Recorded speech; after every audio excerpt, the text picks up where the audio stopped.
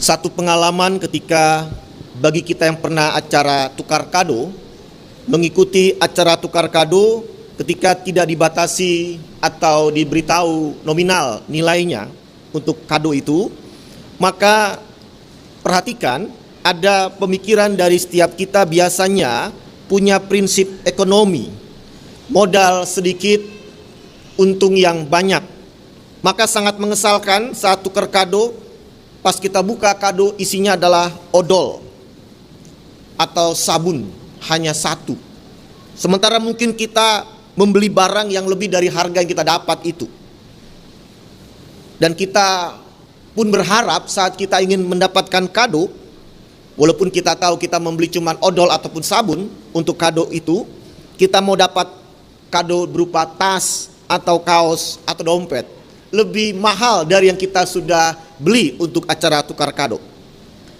Mari kita analisa Bapak Ibu Saudara, ternyata memang tanpa kita sadari, mindset kita itu adalah kita tidak pernah berusaha untuk memberikan yang terbaik, tapi kita ingin mendapatkan yang terbaik.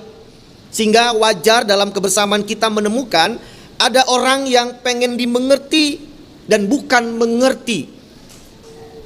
Pengennya diberi bukan memberi, pengennya dilayani bukan melayani, pengennya dijaga perasaannya bukan menjaga perasaannya, pengennya dibantu bukan membantu. Dan suasana kebersamaan itu terkadang membuat kita kurang nyaman apabila kita menjadi orang yang sepertinya tidak diperhatikan dan tidak diperlakukan seperti yang kita inginkan. Ternyata kondisi itu mempertegas. Mungkin kita juga, saya dan Bapak Ibu merasakan selalu memusatkan setiap tindakan pikiran kita untuk orang lain adalah berpusat pada diri sendiri atau keegoisan kita. Kita tidak mau diomongin, tapi kita suka ngomongin orang lain. Kita nggak mau diganggu, tapi kita suka mengganggu orang lain. Dengan kenyataan itu, maka saya akan mengajak kita melihat dalam bacaan ini bahwa ada sebuah kejadian atau menjadi dua kelompok dalam bacaan kita dalam sebuah cerita Yesus tentang peristiwa pada penghakiman terakhir di mana semua bangsa dikumpulkan seumpama domba dan kambing dibagi dua kelompok dan dinilai oleh Yesus bahwa ada kelompok seperti kambing dan domba punya pengalaman hidup yang berbeda-beda. Disebut Bapak Ibu Saudara, untuk yang domba dikatakan adalah kelompok yang diberkati oleh Bapa. Tetapi untuk kelompok yang kambing tidak diberkati. Dan keduanya ketika diberitahu masing-masing akan penilaian itu terkejut. Baik bagi domba yang dikatakan ternyata mereka telah memberikan yang terbaik buat Tuhan, dan juga kambing tidak memberikan yang terbaik buat Tuhan. Loh, ada apa dan kenapa? Hingga pertanyaannya adalah ayat 37, Tuhan, bila manakah kami melihat Engkau dalam sebuah peristiwa lapar, haus, orang asing, telanjang. Begitupun keterkejutan untuk yang kambing, bila manakah kami melihat Engkau lapar dan kami tidak memberi. Untuk yang domba diberitahu Engkau memberi, untuk yang kambing Engkau tidak memberi. Saat kapan itu kami lakukan? Ternyata Tuhan mempertegas sebuah suasana perhatian. Ayat yang ke-40. Aku berkata kepadamu, sesungguhnya segala sesuatu yang kamu lakukan untuk salah seorang dari saudaraku yang paling hina ini, kamu telah melakukannya untuk aku. Begitupun sebaliknya bagi yang kambing, kamu tidak melakukan untuk seorang yang paling hina ini. Saudara, Bapak Ibu, kalau kita analisa, antara kelompok disebut adalah domba dan kambing sama-sama tidak tahu kalau yang mereka sedang kerjakan itu diperhitungkan Tuhan dan dinilai dan berdampak kepada saat penempatan penghakiman terakhir di posisi mana Tuhan menaruh mereka. Hidup ya hidup, jalankan saja. Tetapi justru Tuhan tidak demikian.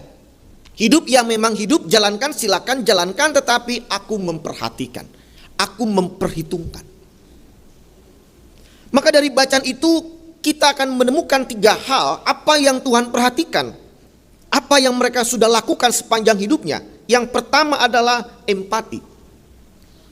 Terima kasih buat Bapak Ibu Saudara yang sepanjang tahun 2022 khususnya yang sudah berakhir, dan juga di hari pertama ini di tahun 2023 menjaga sikap empati, di mana Bapak Ibu Saudara peduli dengan orang lain, merasakan dan memahami apa yang digumulkan oleh sesama, dan Bapak Ibu Saudara menolong dengan kepedulian. Dalam Matius 7 ayat 12 disebutkan, segala sesuatu yang kamu kehendaki supaya orang perbuat kepadamu, perbuatlah demikian juga kepada mereka. Proaktif. Terima kasih Bapak Ibu Saudara yang setiap hari membuka hati untuk lebih dulu mengawali hal yang baik, tidak menunggu, memperhatikan, menolong, bukan diperhatikan dan ditolong semata. Terima kasih buat pengorbanan Bapak Ibu Saudara yang ternyata mungkin orang yang Anda tolong tidak memberikan apresiasi baik, bahkan mengabaikan, tapi Tuhan menilai dan tahu yang sudah Bapak Ibu Saudara kerjakan dengan segala upaya, bahkan pengorbanan. Sikap empati itu adalah baik bagi Tuhan. Yang kedua adalah inklusif Bapak Ibu Saudara. Dalam konteks ini maka saya mau mengatakan bahwa keterbukaan kita bisa pada kebaikan yang tidak kita batasi.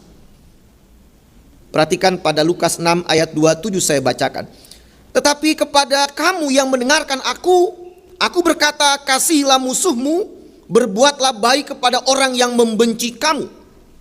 Jujur saya pun bisa merasakan tidak mudah ketika diminta berbaikan atau baik hati kepada orang yang kita tahu membenci kita, yang sudah membuat kita mungkin dipermalukan dan ya kita dilukai. Tidak usah ngomong orang lain, mungkin keluarga kita, anggota keluarga kita, atau sahabat kita. Putus hubungan maka putus kebaikan. Menarik adalah Yesus justru mengingatkan untuk mengasihi itu tidak hanya orang yang baik sama kita, tetapi musuhmu kasihi. Yang membenci kamu berbuatlah baik kepada mereka. Kalau kita boleh jujur ngomong sama Tuhan, bisa nggak firman-Mu ini tidak ada? Jangan yang ini. Karena ini nggak mungkin mudah kita lakukan. Kita hanya mudah tersenyum kepada orang yang baik sama kita, tapi tidak demikian kepada orang yang kita tahu sudah mengecewakan kita. Dan kalau saya bilang kepada kita, bisa nggak kita memenuhi yang Tuhan minta? Mungkin jawabnya cukup lama dalam pergumulan. Beda kalau kita menerima kebaikan orang lalu dibilang, bisa nggak membalas kebaikannya? Oh bisa, segera kita akan siapkan apa yang kita bisa buat membalas kebaikan orang itu. Inilah pergumulan kita manusia, dan Tuhan melihat itu. Maka seolah kita membatasi kebaikan kita dengan alasan yang bisa kita pertanggungjawabkan. Tapi kalau kita bicara inklusif terbuka, terbukalah pada kebaikan kita yang jangan dibatasi. Yang Tuhan katakan, tetaplah mengasihi musuhmu dan tetaplah berbuat baik kepada orang yang membenci kamu.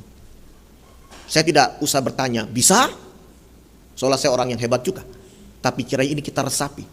Tuhan mempertegas, jangan batasi kebaikanmu untuk orang yang sudah membencimu atau yang kita sebut musuh kita. Ya mungkin sampai tahun ini kita masih simpan orang-orang itu dalam pikiran kita, dan kita anggap itu menyenangkan. Dan ternyata yang kita anggap menyenangkan itu justru mengendalikan emosi kita. Dan apakah juga di tahun 2023 ini. Yang ketiga adalah rendah hati.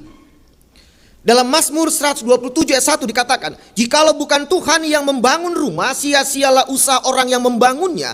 Jikalau bukan Tuhan yang mengawal kota, sia-sialah pengawal berjaga-jaga.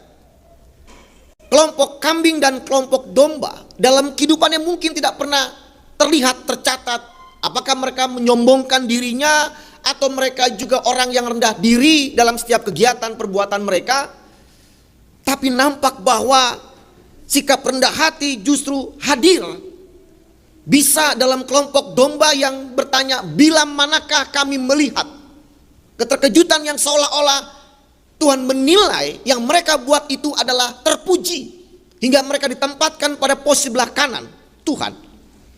Maka seolah menggambarkan sebuah kepribadian yang rendah hati, yang mereka kerjakan semata-mata bukan karena hebat mereka, tapi karena perkenanan Tuhan dan kekuatan Tuhan.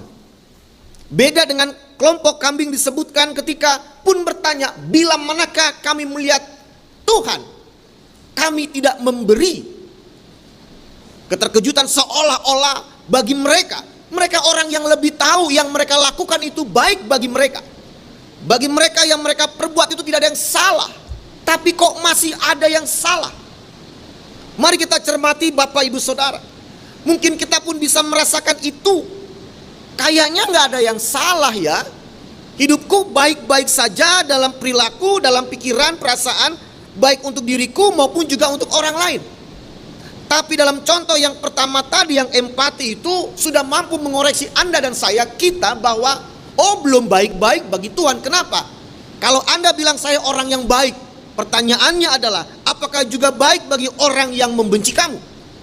Saya orang yang baik, apakah berarti Anda juga mengasihi musuhmu? Kita membela diri. Tetapi ungkapan bahwa keterkejutan kelompok yang domba seolah menegaskan mereka hanya mengerjakan apa yang baik oleh karena kekuatan Tuhan, dan mereka terkejut itu dinilai Tuhan baik, terpuji, dan di sebelah kananku engkau berada.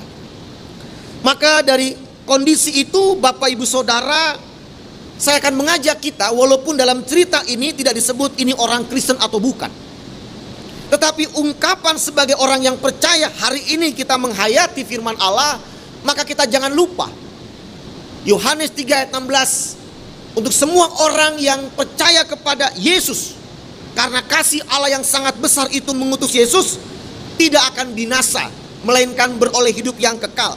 Kita sudah percaya. Saya yakin kita semua akan mengaminkan kalau saya katakan Bapak Ibu percaya Yesus Kristus sebagai Tuhan, maka akan menjawab dengan lantang dalam hatinya, ya, saya percaya Yesus Tuhan dan Juru Selamat. Makanya saya mau di sini. Saya nggak akan meragukan semua kita yang mengaku percaya, beriman, dan mencintai Yesus. Tetapi yang menjadi pertanyaan kecil adalah apakah iman Bapak Ibu Saudara dinyatakan dalam perbuatan-perbuatan baik setiap hari? Ini yang perlu kita renungkan juga Bapak Ibu Saudara. Kalau bicara iman bukan hanya sebuah pengakuan yang diucapkan, tapi kalau kita bicara iman Kristen, tentang iman itu adalah keutuhan. Maka Yakobus 2 ayat 18 menyebutkan, tetapi mungkin ada orang berkata, padamu ada iman dan padaku ada perbuatan. Aku akan menjawab dia, tunjukkanlah kepadaku imanmu itu tanpa perbuatan, dan aku akan menunjukkan kepadamu imanku dari perbuatan-perbuatanku. Yakobus lain mengatakan iman tanpa perbuatan mati. Ini ada banyak orang Kristen seolah mengatakan, lalu apa artinya iman kalau akhirnya ada perbuatan yang menentukan aku masuk surga apa tidak? Jangan mempertentangkan, jangan mendikotomikan itu. Ada orang yang sudah bangga, yang penting saya sudah di CD, saya percaya Yesus, titik. Tapi juga ada orang yang mengatakan, saya berbuat baik, tapi saya nggak percaya Yesus, gitu. Justru ketika saudara mengakui beriman kepada Yesus, berarti Anda menunjukkan iman itu dalam perbuatan-perbuatan sehari-hari, perbuatan yang berkenan bagi Tuhan. Titik. Jangan pernah dipilahkan, jangan pernah dipisahkan. Maka kalau dikatakan Yakobus iman tanpa perbuatan mati, itu nggak mengatakan bahwa iman itu nggak berlaku. Yang berlaku adalah perbuatan-perbuatan kita, amal-amal kita. Itu kesatuan yang utuh. Maka kalau seorang mengaku saya percaya, saya beriman, berarti perlihatkan imanmu. Karena Tuhan katakan bukan orang yang berseru kepadaku, Tuhan, Tuhan, yang akan masuk ke dalam kerajaan sorga. Ini kan orang-orang yang bangga dengan seremonial, ritual, menunjukkan sudah beriman dalam sebuah tanda, dalam sebuah persekutuan. Tapi Tuhan tahu, ketika engkau hanya berseru kepadaku, Tuhan, Tuhan, Tuhan katakan, aku menilai, enyalah engkau. Loh, kenapa kok bisa? Karena dia tidak melakukan perbuatan-perbuatan yang Allah kehendaki. Jadi kalau Bapak Ibu Saudara mendengar firman itu, ayat yang menegaskan, bukan orang yang berseru kepadaku Tuhan, Tuhan akan masuk surga. Bukan berarti Tuhan itu menganggap nggak penting iman, nggak penting seruan kepada Tuhan. Justru Tuhan mengatakan, kenapa kita menghinakan seruan itu ketika kita tidak melakukan perbuatan yang baik yang Allah inginkan kita lakukan. Justru orang yang hanya mengaku beriman dan berserah dalam konteks adalah pengakuan semata tanpa perbuatannya, itu merendahkan Tuhan sendiri. Loh, kenapa? Sebab dalam kehidupan Yesus, kehidupannya adalah perbuatan-perbuatan yang menyenangkan Bapa sampai pada kematiannya. Apakah Yesus tidak berserah kepada Bapa ketika dia ditangkap dan bahkan hendak disalibkan? Dia berserah. Apakah berarti Bapa tidak memberkati Yesus dengan cara membebaskan dia dari salib ketika dia sudah berserah? Oh, enggak gitu. Keberserahan Yesus menunjukkan kesetiaan perbuatan baiknya, karena dia percaya rencana Tuhan baik lewat perbuatan baiknya menyelamatkan dunia. Jadi jangan kita bentrokan bahwa kalau orang beriman maka tidak ada penderitaan. Kalau orang beriman tidak merasakan sakit, penyakit yang melelahkan dalam proses pengobatannya. Kalau orang beriman maka tidak ada musibah dialami.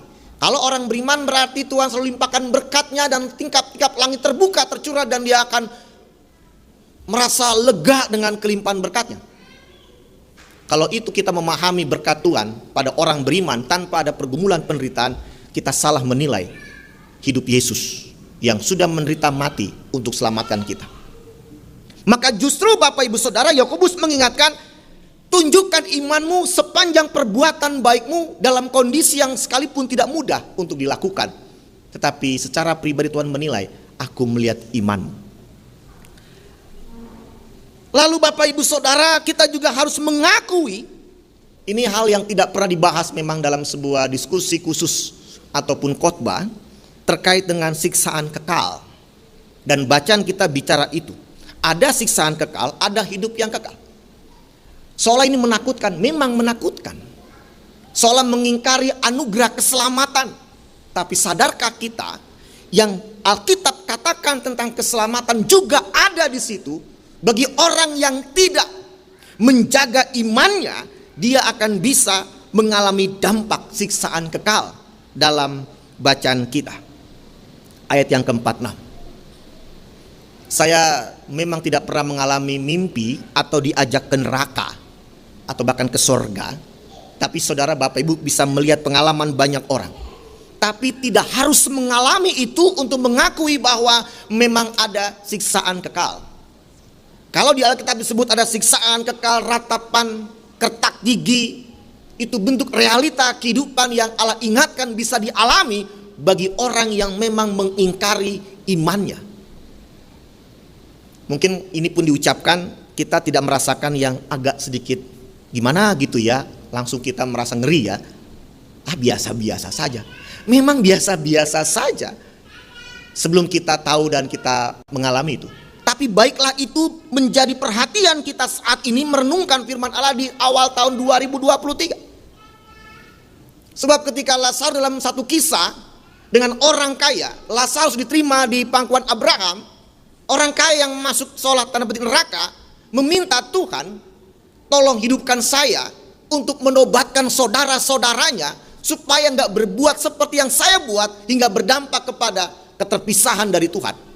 Apa kata Tuhan? Nggak usah kau bangkit untuk khotbahi saudara-saudaramu. Cukup sudah ada nabi-nabi, sudah ada kitab suci seperti hari ini. Sudah ada Alkitab ngomong soal itu. Persoalan kita mau mengaminkan apa tidak, itu soal lain. Tapi Tuhan sudah ingatkan dengan cara-cara yang kita tahu lewat kitab suci atau kesaksian banyak orang. Tapi hari ini pun, pagi ini ternyata bicara tempat siksaan yang kekal, itu disinggung. Dan itu terjadi akibat dampak mengingkari iman. Berarti mengingkari iman nyata dalam perbuatan-perbuatannya yang tidak menunjukkan apa yang Tuhan inginkan kita lakukan. Saudara, Bapak Ibu yang Tuhan kasih, maka mari dalam memasuki tahun 2023 ini, awal yang saya katakan terima kasih buat kita semua yang sudah berjuang, yang tidak hanya berpikir. Kadang kita pengen diperhatikan namun kita mencoba memperhatikan, dipahami tapi memahami, ditolong tapi menolong dan sebagainya secara aktif. Maka tetap perlihatkan itu. Perlihatkan itu dimulai di awal tahun ini. Sebab ternyata Tuhan melihat itulah ekspresi iman Bapak Ibu Saudara. Loh, di mana ekspresinya? Adalah ketika dalam melakukan perbuatan yang baik itu tidak semua sanggup.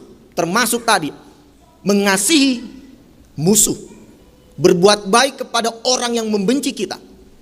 Dan kita akan katakan, Tuhan, beriku hikmat, tolong aku. Di saat itulah iman kita tumbuh dewasa. Kenapa? Jangan katakan gampang berbuat baik. Siapa bilang? Nggak usah tunjukkan perbuatan baik. Di pikiran kita aja susah berpikir baik. Yang ada hal yang negatif, hal yang jelek.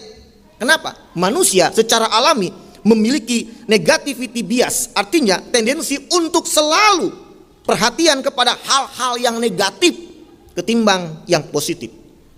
Jadi belum menunjukkan perbuatan baik sudah ada masalah di pikiran kita. Maka apa yang kita pikirkan terlihat apa yang kita lakukan. Dan di sini mau dikatakan, jangan kita katakan itu karena saya bisa berbuat baik. Maka kiranya bagi mereka yang mampu terus berjalan dalam perbuatan yang baik, tetaplah andalkan Tuhan saat kita menganggap aku gak sanggup lagi melihatnya, mendengarnya. Tapi doa kita membuat Tuhan memberkati dan memampukan kita tetap melakukan yang Tuhan minta, mengasihi dan berbuat baik kepada orang yang membenci kita. Maka mari hari ini Bapak Ibu Saudara, kiranya apa yang kita hendak lakukan, hal-hal yang baik itu, Alkitab menyebut lebih berbahagia memberi daripada menerima. Sesuatu yang mengindahkan hari-hari kita. Ada kebahagiaan. Jadi kalau orang bertanya, aku dapat apa kalau aku berjuang akan hal-hal yang baik setiap hari? Anda mendapatkan kebahagiaan. Kebahagiaan apa? Bukan apa yang Anda miliki materi, tetapi kebahagiaan ketika Anda semakin dekat dengan Tuhan. Merasakan kebaikan Tuhan, merasakan kuasa Tuhan, dan memampukan Anda kembali melangkah bersama dengan Tuhan. Itu kebahagiaan. Bukan apa yang dunia berikan, pujian mereka atas kebaikan kita. Bukan. Tetapi kita merasakan kita tidak sendiri. Maka biarlah kebahagiaan kita membahagiakan sesama kita. Dan jangan kita berbahagia ditentukan oleh perbuatan orang lain. Tetapi karena kita tahu memang kita melakukan sesuai dengan kita beriman kepada Tuhan. Dalai Lama mengatakan, kebahagiaan bukanlah sesuatu yang sudah jadi. Itu datang dari tindakan Anda sendiri. Perbuatan-perbuatan baik Anda, ekspresi iman, melahirkan kebahagiaan yang Anda akan rasakan. Dan karena itu, Ralph Waldo Emerson mengatakan, untuk setiap menit kamu marah, kamu kehilangan 60 detik kebahagiaan. Hal-hal yang negatif, hal-hal yang buruk dalam perbuatan pikiran kita ternyata justru menjauhkan kita dari kebahagiaan. Tuhan ajak kita mengawali tahun ini. Tetaplah bersamaku, yang kiranya kelak engkau kutempatkan di sebelah kananku, seumpama domba. Tetap setia, tetap semangat. Kalau kita merasakan tidak mudah Tuhan, justru itulah dia katakan, berimanlah kepadaku. Kuasaku kuberikan, kasihku kunyatakan. Semangat terus melanjutkan hari yang Allah berikan. Sampai kapanpun dia mengatakan, anakku sudah selesai. Datanglah ke kemuliaanku.